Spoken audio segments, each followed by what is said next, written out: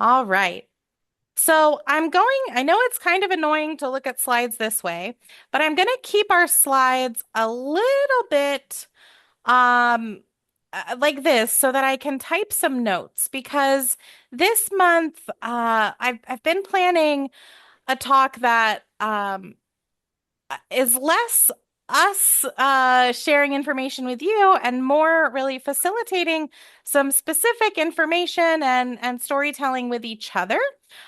So I have some questions that we are going to uh, talk about together, and I'm going to write some notes so that we can really identify together as facilitators, as people serving older adults, what keeps us going and what are maybe some really good lines of script that we use when we're rolling out stronger memory or when we're encouraging older adults. And Teresa, Michelle, and I are here to provide our suggestions too, but we really want to kind of compile everything together. And this is kind of a live preview. We are working on our facilitator portal, which will be an online website that is scheduled to launch the initial kind of beta test version at least in October.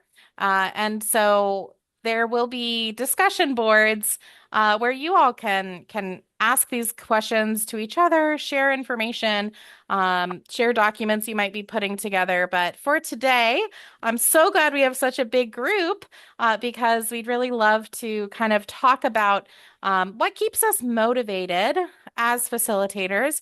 And you can share things that come to mind about stronger memory specifically, or about some of the other work that you're doing, because I think there's a lot we can learn from what we all do.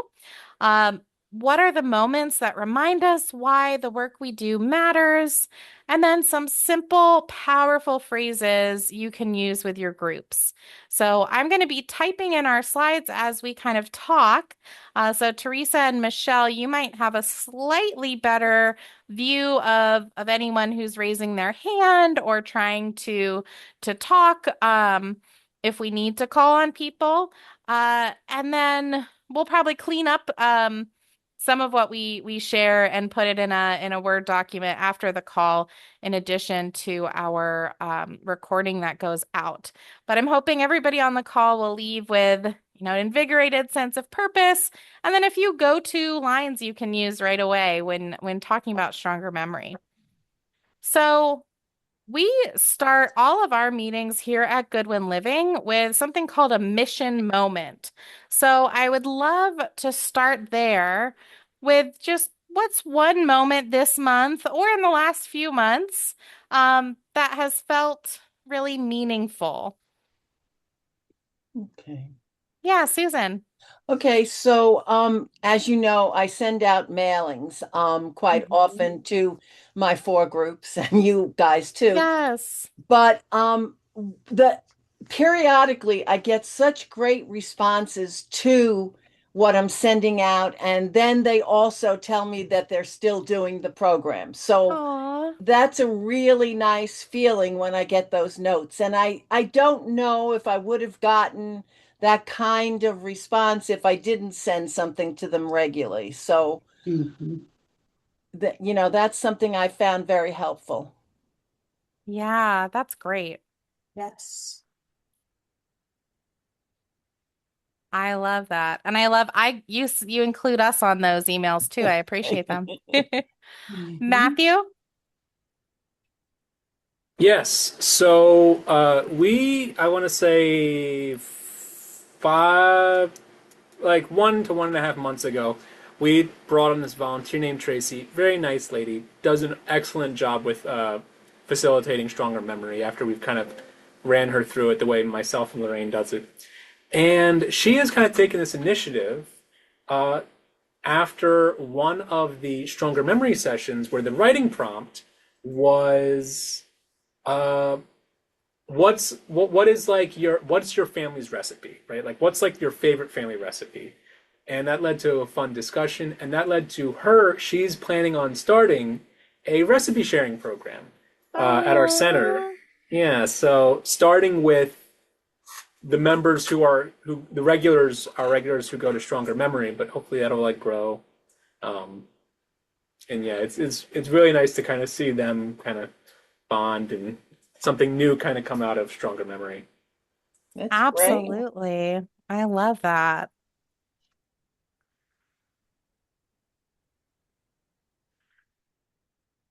I love that.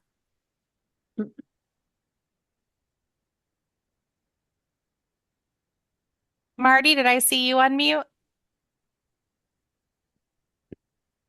Um, no, I didn't remute after I Oh, talked. So that's go okay. Sorry. Yeah, Uh, Patricia. yes. So mine is probably a little more personal. Like I had mentioned, we just were trained, I don't know, I say a month, it may have been a little bit longer, but I had been looking at Stronger Memory for a while when I was looking for resources for my parents. And my parent, I moved out of state, so my parents are still in Florida. But I had been talking to my sisters about it, and my youngest sister, I brought some of the materials to her, and she wanted our parents to start it. So when I go back in a couple of weeks, we're going to get my parents started on it. Um, Even though I have two sisters. One's like all for it, and the other one's like, I don't know. But now the one who's like, I don't know, she's like, no, I think it's going to be good for them. So I'm excited to be able to go back Aw, and help work through. They'll be my first case study, which is probably not good that it's family, but it'll be my that's first okay. practice with them because my sister, who's the caretaker, is like, oh yeah, maybe they do need that. So felt really meaningful to me, something that I've been exploring since I got this position about 3 years ago. But Yeah. I haven't, I felt more comfortable after I got the training. So now I'm doing more one-on-one, though I'm hoping to get it out to senior centers and other places. But I guess I'm starting with my parents first. So I don't I know if that's what love you're looking that. for, but Absolutely. that was One, my moment. that's beautiful. I love that. And Stronger Memory really it was created by a mom and her son. I think there's a lot that I know Teresa's dad has done Stronger Yep. Memory. If you've watched any of the videos with somebody where we have someone pretending to be an older adult doing Stronger Memory, that's my dad. So it's a little bit of a family project at times. And I think that's really, really great and really special that you can take that to your parents. Thanks for Mhm. sharing that. Any other meaningful moments or mission moments for this month? These are all really good ones. All right. Well, our next question is kind of around, and we've got good things, so I'm just moving this up so I've got more room to type. Our next question is kind of around what keeps you going, and what brings you back, even on a really tough day. And this can be one of those things. This is one of those things that maybe is related to stronger memory, but maybe it's related to just your work in general. What keeps you going and what might bring you back even when you've had a really tough day? Yeah, Susan. Oh, you're on mute. Susan, you're on mute. But I can see from your face that you're saying something really great. Okay, So we so want to hear you. There we go. so I, taught the program and I did do the activities, periodically. And recently I decided that I was going to commit to do the program to really have the same experience as the people I was doing it with. And I just like trying to figure out how and when to do it. So I came up with the plan that is working really well for me, and it makes me more interested in the program as I'm doing it. Yeah. So what I decided to do was I do stronger memory one day. The next day I do the reading. The next day I do stronger memory. The next day I do the math. The next day I do the stronger memory. And the next day I do the writing. And that has worked out very well with my lifestyle because I'm not committed to the big thing of doing it every day. And it has really made me want to teach it more again because I'm experiencing it. Yeah. So Super. that's what's been happening with me. I love that. I really love that. And that kind of inspires me too, because I know my brain would do a lot better if I actually did stronger memory every day. And it's Hmm. one of those things that I think a lot of us, when we're teachers, like we're teaching something, but it is that extra step of, oh, okay, maybe I should do what I'm teaching. So I love that you've started doing that and that it's And I'm it's really doing inspiring you. 7 days a week this way That's because amazing.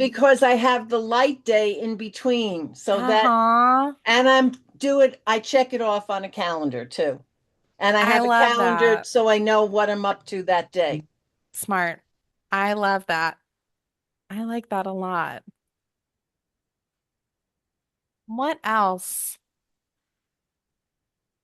I have one. Yeah, Angela.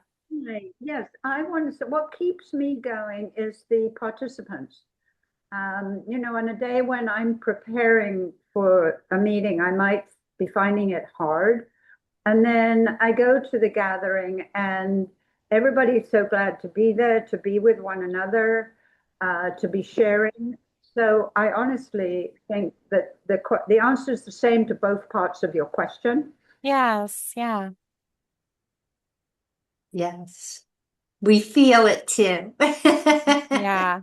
So good. I love that.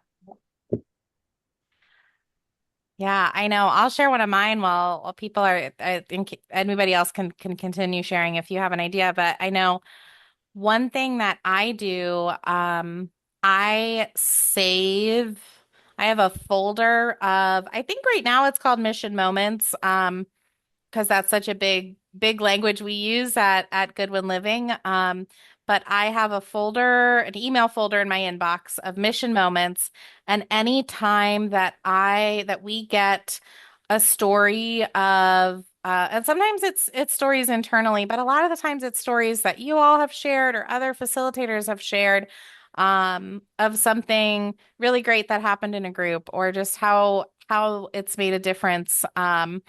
For one of your participants. And I save all of those in my mission moment folder. And then when I'm having a really rough day, I will go right there and it's like free dopamine. It's lots of good things I can read that kind of keeps me positive, brings me back. It's great. Jess, we also have Brooke Noonan, and Brooke, welcome. Yes.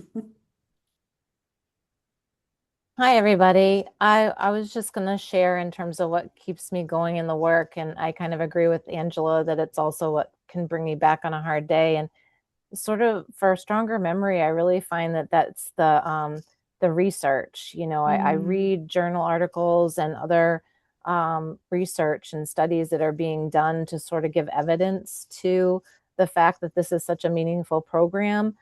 But yeah. by way of bringing that to the participants, they really appreciate that this is something that works, I guess, that it's not a prescription medication, it's not this lifestyle change that is really overwhelming to them. And just starting a new group this week, meeting a woman who agreed to participate in this program for herself with the awareness that she has, a very serious brain uh, malfunction. It's not a cognitive, it's called moya moya. I don't know if anybody's ever heard of that. I Huh. didn't. So I have moya not. moya, it's a disorder of the brain.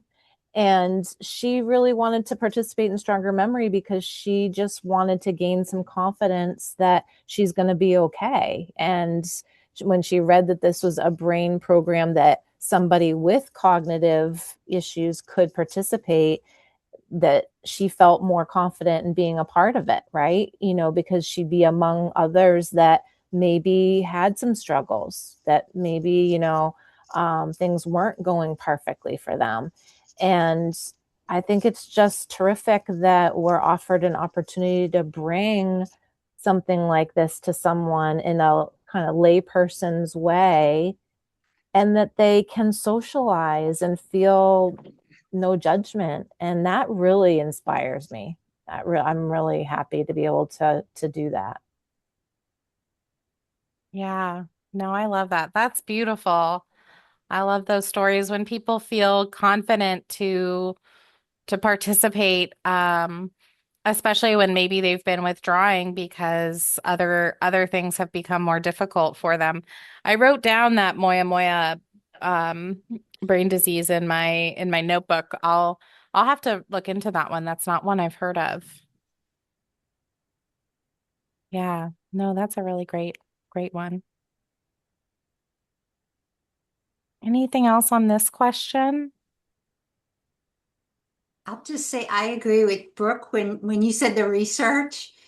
I the only way I feel like I can keep up with the research is before I get out of bed in the mornings, I read some medical journals, and I love the summary things like Science Alert and Live Science, and that reminder on a daily basis that this is a real issue. Dementia, is such an issue, and it kind of renews my spirit of, okay, this is why we do what we do. There really is such a need, and to be able to help people one-on-one and in groups, at least when I go to bed at night, then I'm like, okay, well, I've done something to help the cause, even if it's very small.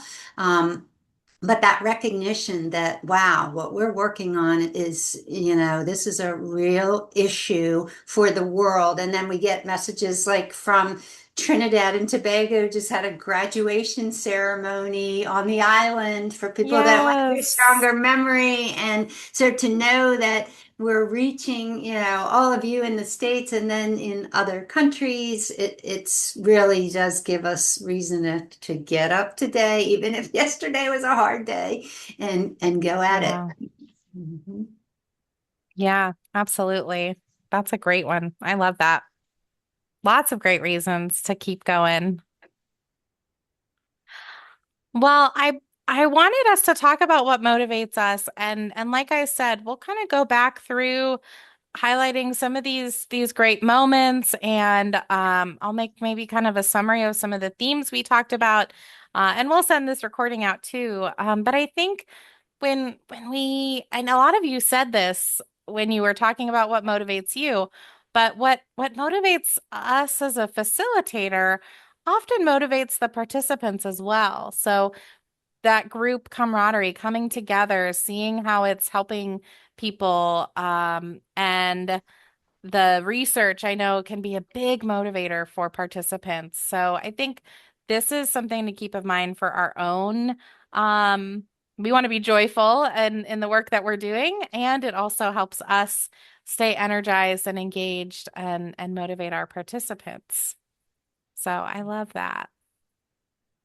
The other thing I wanted to try coming up with today, we're talking about when we're introducing stronger memory to somebody new. I know we've got some people now on the call who are just starting stronger memory, but maybe you've had a chance to try this. If not, maybe this will be really helpful info.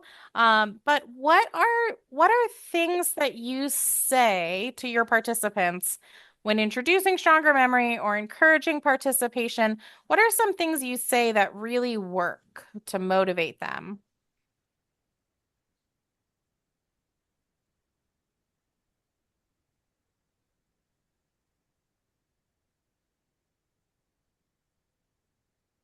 I'm not raising my hand. Is it okay if I just talk? Yes, that is Yeah. fine. Yes. So I know one of the parallels that I bring up that really seems to resonate with the different groups in the community that I've been a part of is to say, we're all willing as we age to physically exercise our bodies. We want to, see ourselves maintain our balance, our mobility, our flexibility. And so we spend all this time and money on things and products and classes to do that.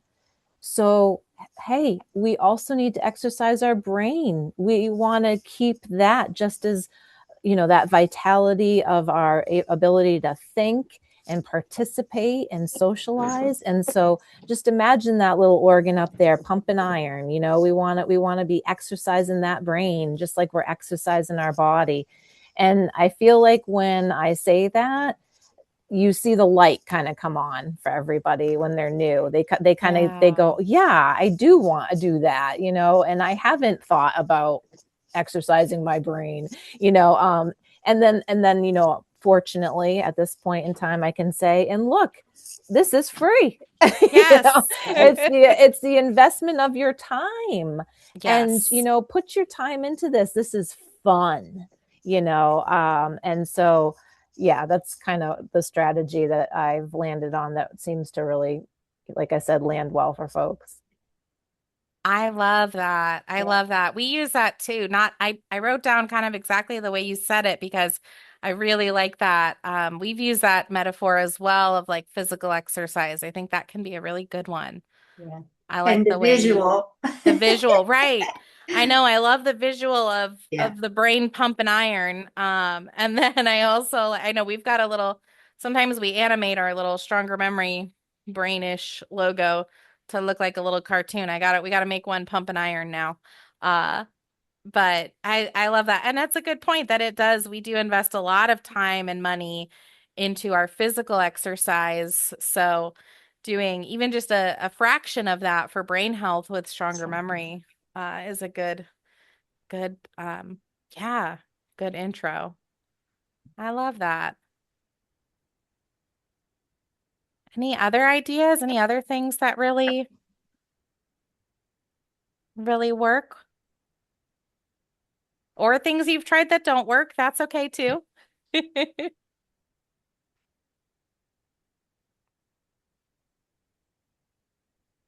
Jess, I would speak perhaps for Rhonda because she let us know that she couldn't be Mhm. here today. So we have a friend, Rhonda Baird, who has an organization, Resilient Health Communities.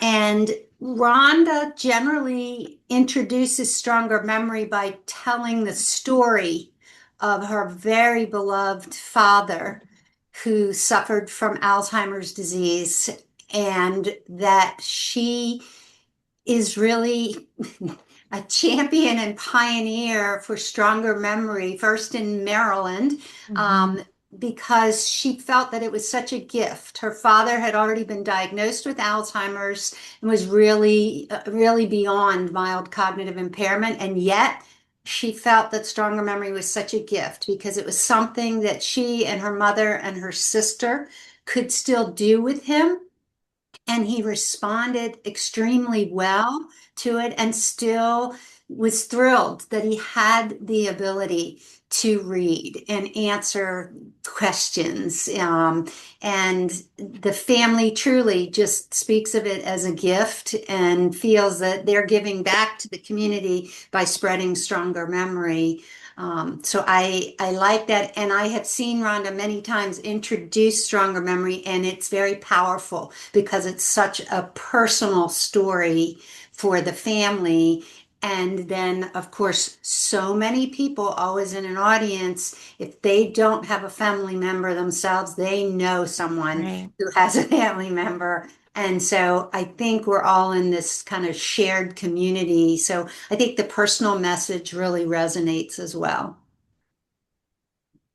I agree. I know Wendy's story motivates a lot of people. Rhonda's story motivates a lot of people. I think it is that personal hook. And I know one thing Rhonda has said about resilient health communities is that really sharing her father's story and her father, they did a thank you gratitude video, and the number one most important was thanking her father for allowing her to share that story because I think it really opened up pathways for conversation when there's so much stigma around dementia still, sharing that story in her community. And he was very well known in the Yes. community. And so sharing that story and being open about it really was impactful.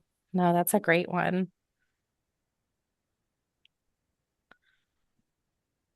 What else? Anything else? We'll have to send this out as a survey maybe too. Yeah. Anybody else? I got one other thing I tried to do. This is Angela. Hi, Uh, Angela. Yeah. in addition to telling them that, we're looking obviously to hope to get improvement, but what I try to tell them too is the program is making them aware. Mm-hmm. So they may not necessarily see improvement. They may not like the exercises. I'm aware. In the same, I do the same as Brooke. I relate it to physical exercise.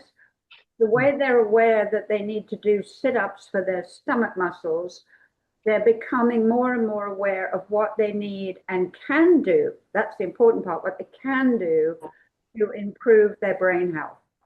Absolutely. I like that a lot. I like that. Even if it is just the knowledge of what it is you're doing.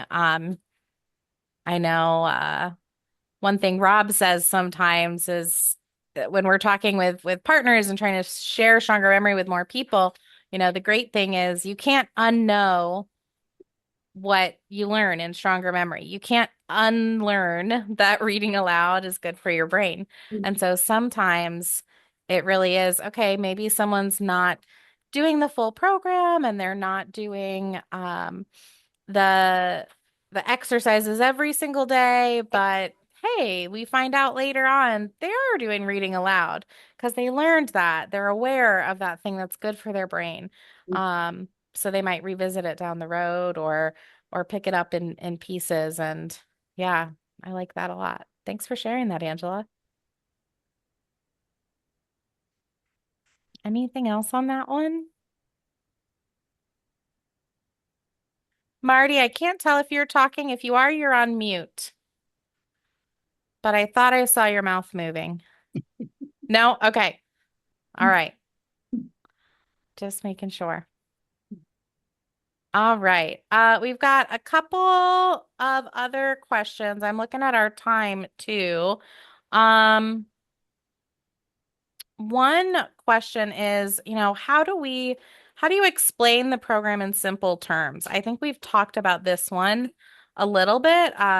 In that last one, some of the analogy of the fitness. But are there any other kind of anecdotes or ways that you kind of simply explain the program, make it really clear? I can, Um, yeah. One of the things I've tried to do, particularly when it comes to the reading aloud, is relate it to something they're already doing.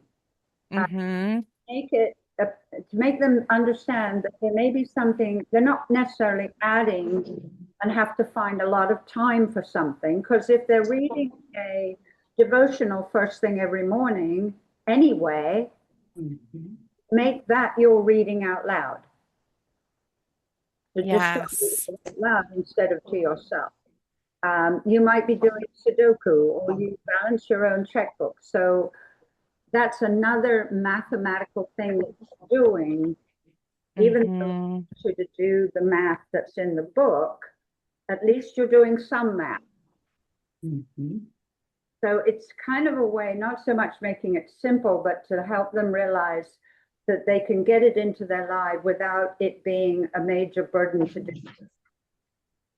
Yes, I like that. Kind of pointing out those simple wins, ways they can get it into I like what you said there, get it into their lives without making it a major burden. That's huge, actually. Yes. Right, Yeah. you're sneaking because then we hope they start doing kind of like habit stacking because you've shown them they're Yeah. already doing this. Now we're just gonna add a little bit more and slightly different type. But yeah, I think that's so great, Angela. because you're right. We're all doing it to a degree. Really, everyone is. Don't do as much of it as we used to. And then, just convincing them you're already reading. There's no question you're reading something every day. So now you just have to turn on the out loud part. And writing, at some point in the day, a lot of us are still, even if it's just milk, and bread and mayonnaise on the list, you're Right. already writing, so you can get that in, and then sneaking in the math. And I just love that you give that, because I think there's automatic acceptance, and now I just have to work on enhancement. It's not like I have to learn something completely new. I already know how to do that. Yeah, I like that. I've really benefited from former participants too, kind of sharing what were their initial kind of roadblocks or barriers to wanting to participate, and then using that with the newer groups to kind of dispel any of those kind of fears, if you will, of participating that they may have. So much like both, Teresa and Angela have pointed out, is how to like fit it in, but also, saying to them, even if you tremor now or your hand shakes and your Mhm. writing doesn't look like you want it to look, I'm not grading you. I'm not reviewing that in that way. That's not what this is about. And I really just kind of emphasize, what you put into it is what you get out of it. This is supposed to be enjoyable. Don't feel like you're being scored, right? It's not school. Mhm. Yeah. Great. Susan. Mhm. One of my participants told me that she read to her dog for the reading part, and the Aw. dog began to come every morning to be read to. So, sometimes there Oh are things in our life my that gosh. just work together. And for her, reading to her dog really made her do the reading. And she said sometimes she went longer, and she sort of started doing that more often of all the activities, of course. Yeah. Well, I we need a love video. that. We need a video of that. Oh my gosh. Yeah. I might have to share that story. Maybe we can get Chloe, my dog, to reenact it. Yeah. Okay, that sounds That's great. so cute. I love that. And of course, we know that writing is just being mentioned constantly, handwriting, and Yes. going back to it now. And, Mhm. it's something that's really important. So, Yeah, absolutely. No, I think these are great. The only other one I would add, which is something that you probably all heard because I'm pretty sure I put it in our training PowerPoint. Or Taylor did. If you've seen the newer one, I think this idea kind of, which is exactly what a lot of you have said, it's not about adding a big new tough hard thing. I like comparing it to, I'll often use these analogies together because some people relate to one more than the other, but kind of reminding them this is not about doing something really hard. It's like piano scales or vocal scales or basketball drills. It's that really simple, easy, everyday task. And that just helps build that foundation. And that can be a good one to Yep. use. Yep. All right. Well, um, I'm gonna we've got other questions in case we weren't as talkative.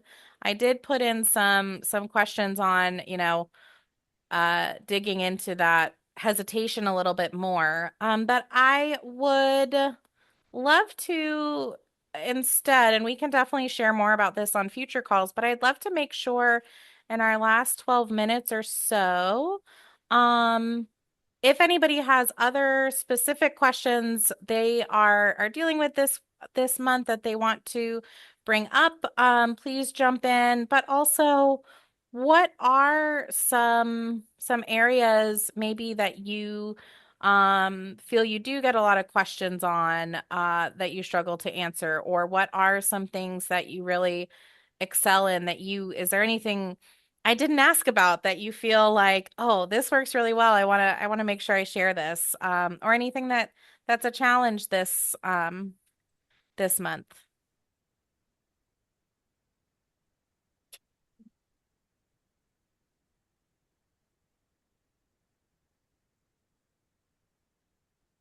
I have something. Yeah, Kelly. And I notice it kind of comes up a lot, but with the handwriting, Hmm. people are always concerned about it. Like, do I have to write in cursive or can I print? Can I, and I explain to them it's all a matter of, putting that pen to the paper and what you're comfortable Hmm. with. But I wasn't sure if there was just kind of a better way to let them know, like handwriting doesn't necessarily mean cursive, but Yeah. but I did get that a lot when I started my group on Monday about, does it Okay. have to be cursive? What if you can't do cursive or whatnot? Yeah. Rania, I saw your hand go up. Did you have an answer to Kelly, or do you have another one? I had something else. It wasn't specifically an answer. I Okay. will say, one of the things that we ended up chatting a lot about, that wasn't really in the handbook, but it was more like learning styles. Mm. Yeah. And that was something that has definitely come up quite a few times when I'm in the sessions and things like that. Especially with the reading out loud. We had some folks that were like, "Oh, I was reading out loud, and I remember nothing of what I read." Hmm. And we had folks that said they read out loud, and it was like, "Oh my gosh, I really remembered what I read." So it was kind of like, having to explain to them, maybe you're an auditory learner versus, a visual learner, or different things, kind of in that way. And then kind of along the lines of what Kelly was saying, also just trying to find something that they want to write about. So not always the type of Hmm. writing, but just what works for them. Some people it was a transcribing, because I just couldn't really come up with those topics or ideas. And then also just trying to find a time to get them to fit it into their day. And that was kind of one of the big things that I worked on with them. Initially, it was like, well, what are you already doing? And what can you kind of just add? If you're Yeah. already structured with something, and also just talking about if somebody's a night owl or an early bird. Again, it's an older population that they don't always, get that, hey, they're a little bit more awake. I mean, I had one, he's like, oh, I get up at 5 and I'm doing this at 6 o'clock in the Wow. morning and it's so great. And I just talk Yeah. about reflecting on my day. And I'm like, of like the day before. And I'm like, I'm very happy with you. At 6 a.m., I am turning over in my bed. Yeah. So that is definitely not the time that I'm going to be participating in that. But again, just trying to find some things that they're already doing, and trying to really find a way to fit it into their day. I Hmm. did love Susan where she's like, okay, I need to kind of space it out that I have, a couple things that I'm doing. So that was kind of fun. But just, trying to encourage them um, in that way. Yeah, I noticed a theme in what both of you said is kind of maybe front loading some more of the language around how stronger memory is customizable, and not just when I was hearing both of you talk, you gave great examples of what you say when those questions come up, but maybe we can build some language around how do we front load that so that they feel more reassured from the beginning. And then also some of that work on how to customize it, because the one thing that came to my brain, one thing that I read a lot about with my ADHD brain is executive functioning. And so it really is kind of that executive functioning support, which we know people with mild cognitive impairment, if you're having some early signs of dementia, if you're having some cognitive challenges, that executive functioning of planning your day, of thinking through how to fit something in is going to be more challenging. So I love maybe something as it sounds like we have a lot of great ideas already in the group, but maybe we can work on um I don't know, like a toolkit or worksheet, something that would help people with some of that, thinking through that. No, I love that. And Rania, I have to admit, I have never, probably because I'm not an educator by background, I'm a social worker. I've never pieced together that the reason why some people read aloud and don't remember anything, and others read aloud and remember everything, has to do with their learning style. Right. I've always taken the approach, maybe because I'm a theater kid, of, well, I guess if you're focusing more, because and sometimes people have said, they're focused more on the pronunciation and how they're speaking versus processing what it is that they're reading. But that's very true about learning style. And I think that all brings in language too about um another word is language about um almost what I call neurodiversity.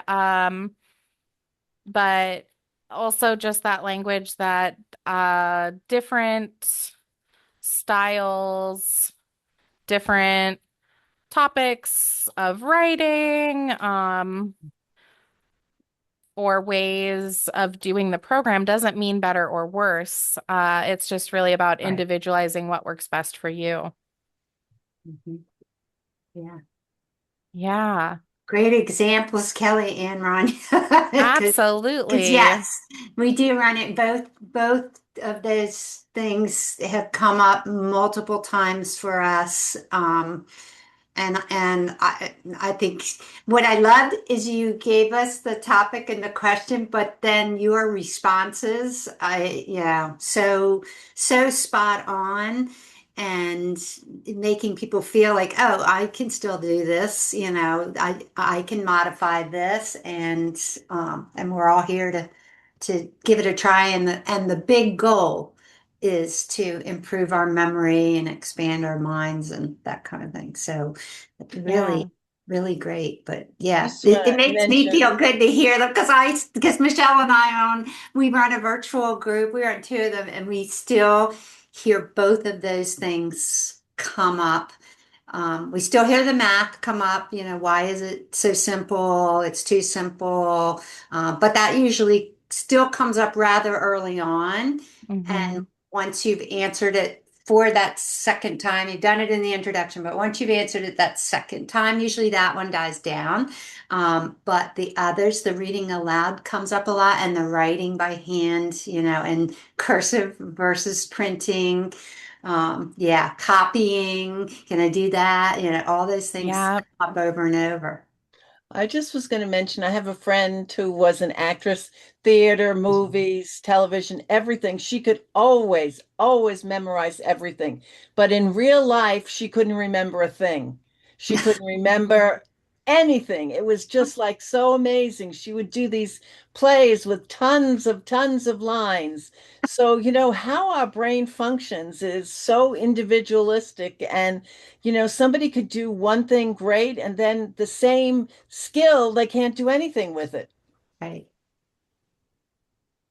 Yes, exactly. And Yeah. Rania, I saw your hand I pop saw up. Patricia giving a thumbs up, and then yes, Yes. Ranya's hand popped up. Yeah, Thank you. sorry. Well, I was just gonna say the No, other don't thing apologize.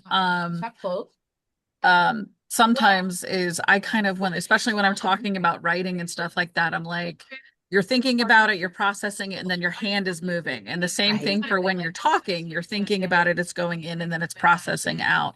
And so kind of creating those steps. And I think also people feel like it's a different process than it's just going in your brain and you're thinking about it, or your fingers moving when you're typing. So that's kind of the other part that I kind of give it as an explanation. And they're like, okay, I get it.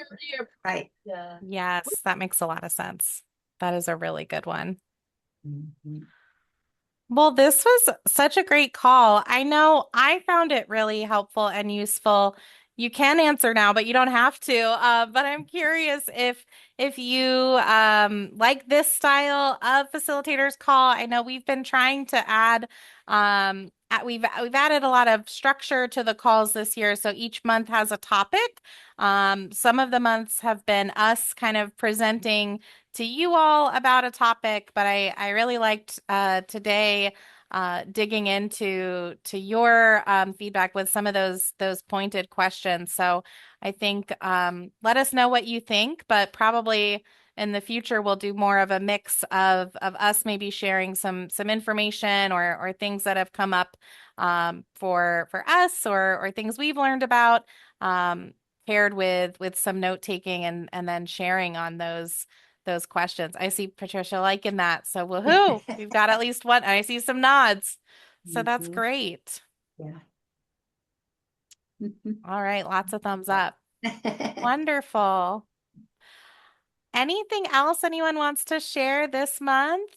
It's been a busy month. I know we had a lot of things going on in June, so we didn't have a facilitators call, but there are a few videos and webinars on our Stronger Memory YouTube page you can check out that share some of what we've been up to and what we've been doing. On our Michelle, maybe you could link in the follow up with the recording our one of our occupational therapists made a video. It's on the main Goodwin Living page with the uh exercises, hand and brain exercises. So it's her and one of our residents doing some hand and brain exercises. I did it when we practiced them with our Stronger Memory group the other day, and they're pretty tricky. But good if you need just a few minutes, 5 minutes of content to fill one of your weekly groups, we'll send that out. And Kelly, were you starting to say something?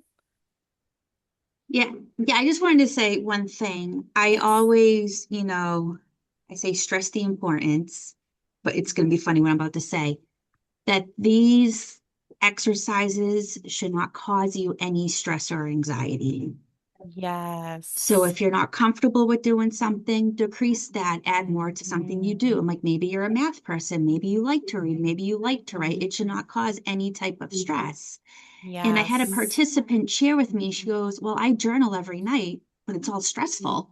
Should that not count? And I said, do what works for you. Like, Yeah. if you want to do prompts or if, it's that pen to paper, but like I really kept, expressing that importance that it should not cause any type of stress or anxiety to do these exercises. So you have to do it and cater it to how it works for you. I just wanted to share that. Yes. No, I love that. I know I'm not sharing my screen anymore, but I did pull up where I was taking notes and I added that in. I think that's really great. Thanks for sharing that, Kelly. Great. And we're really excited. We're working on, like I mentioned, we're working on our facilitator portal. It's going to be just a website that you'll be able to sign up and log in. Um, and we'll have a couple of different access levels. So every facilitator will be able to log in and download. And then for some of you because we have a list of oh, I don't know how many, but probably over 100 people on our facilitator email list. But for those of you that are really active and want to also be able to maybe upload and share some of the documents or PowerPoints or links that you are using and creating with others, you'll be able to request access to that level as well. But it'll be a great way for us to share more and to be able to have more of these kinds of conversations in the kind of message board outside of these calls. So we'll keep these calls going as well, but really looking forward to that. And we'll have more updates in September and October about when you can expect to see a first draft. And we'd love to get your input as our early users of that, so we can really make sure it's going to work best for all of you. Thanks so much, everybody. Have a great rest of your day and stay cool out there. Yeah. Stay cool, stay hydrated. Yes, stay hydrated. Yeah. Thanks. Bye-bye. Thank you. Bye.